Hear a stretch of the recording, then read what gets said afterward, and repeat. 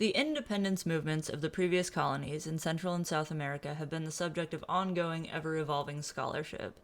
Historians have been debating over the real causes of those movements for many decades, and while some primary causes have been agreed upon, there is still an absence of a generally satisfying and all-encompassing conclusion.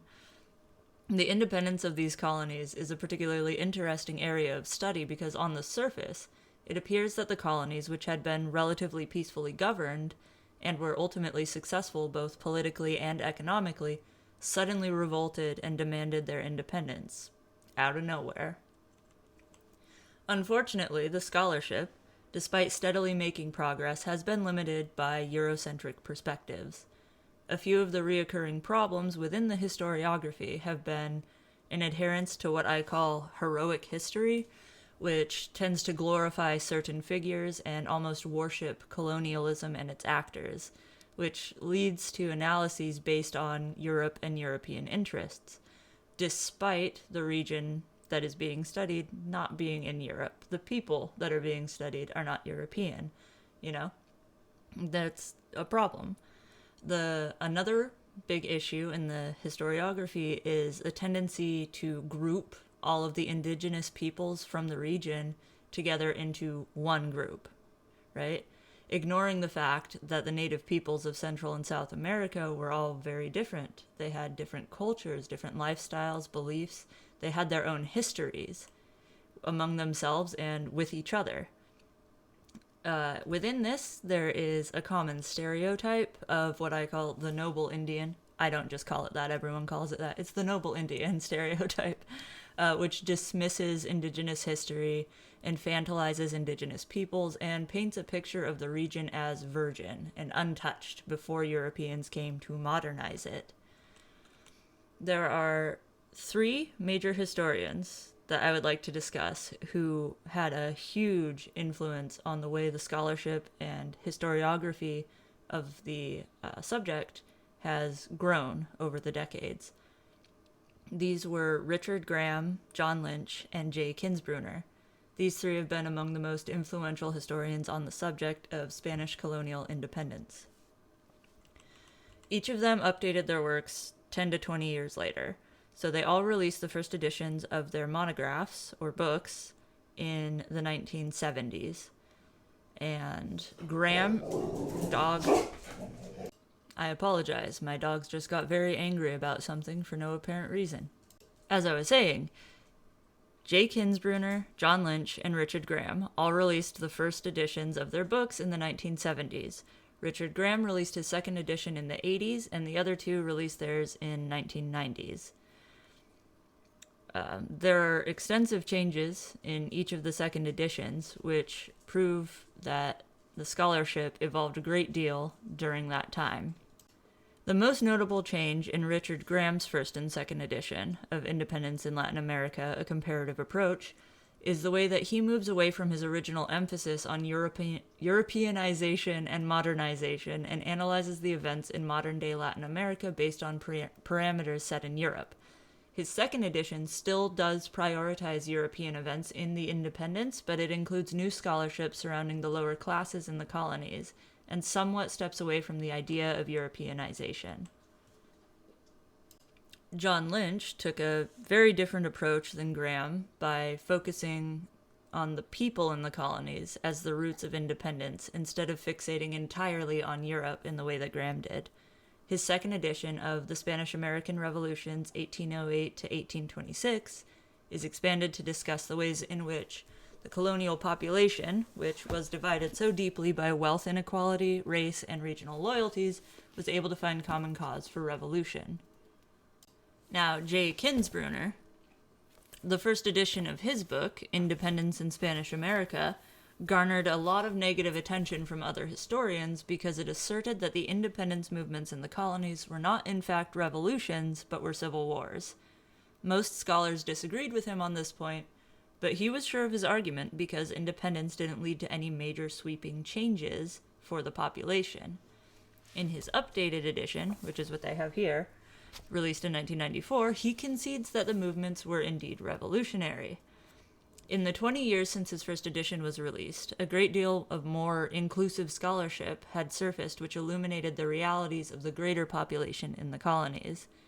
This highlighted the fact that the independence movements did indeed cause massive changes for many people right away. Those people were just lower class in the lower castes or of African or indigenous descent. These people's perspectives were largely disregarded in the early scholarship. Two really big things that come up between all of these different works, including other historians' studies on the matter, that no one seems to be able to totally agree upon, are the Enlightenment and the role of the economy as causes for the independence movements. So as far as the Enlightenment, J. Kinsbrunner, in particular, has emphasized the impact of the Enlightenment on the independence movements of the previous colonies. He asserts that the ideas formed during the height of the intellectual movement directly influenced the liberalism which dominated in the early republics. Other historians, however, argue that the revolutions were the result of the greater populace in the colonies and their actions, and these were people who were more concerned with their day-to-day lives and the problems that they personally faced, to be embroiled in philosophical debates and reading books from Enlightenment writers. Kinsbrunner debates this point by pointing out that books were not the only way for the greater population to absorb these ideas. They were all interacting with each other, trading with each other. People were sailing back and forth and traveling. The books weren't the only way for them to be exposed to ideas from the Enlightenment thinking. George Dominguez, who I have here, in his book Insurrection or Loyalty, it's probably backwards, isn't it?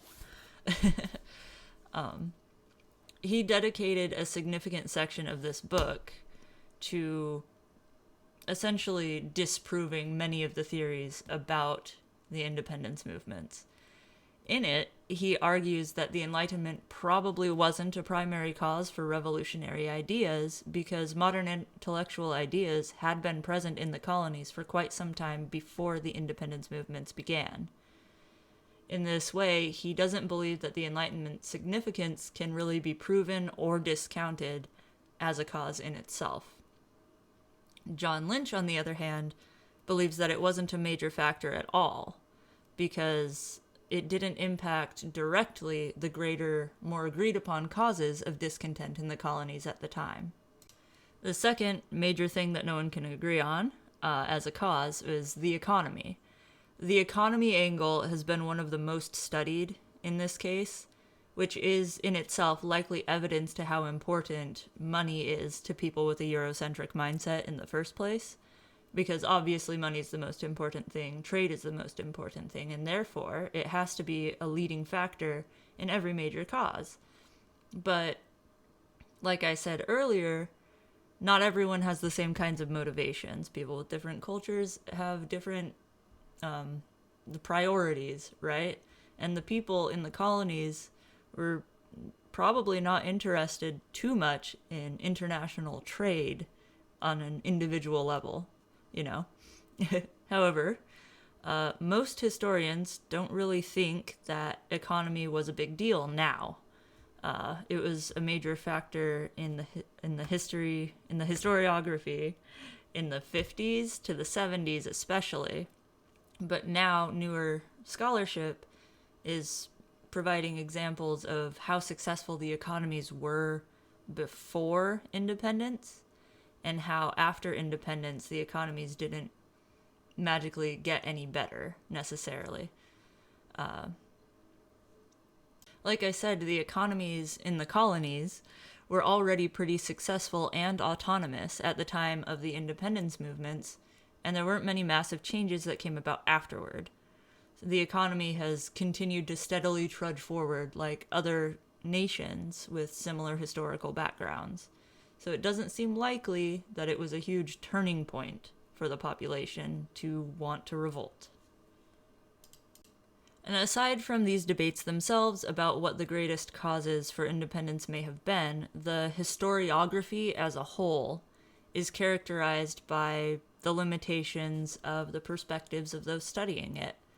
These limitations are the result of decades of being unable to recognize that the people who made up the majority of the populations of these countries were very different from the Europeans and the colonists and the people in North America, using the primary source material of letters and journal entries from the people who were actively colonizing the Central and South America at the time, led to a lot of scholarship being based on the perspectives of the colonizers rather than the colonizees. And because of our culture in the United States and Europe, as the people studying the historiography or studying the independence movements ourselves, we have to be able to separate our perspectives and recognize that the people of the time in the region we are studying are not going to have the same motivations and intentions that we do. And I believe that that is the greatest cause for why it's so hard for us to really agree upon and pinpoint the causes, the deep, true root causes of the independence movements in the Spanish colonies.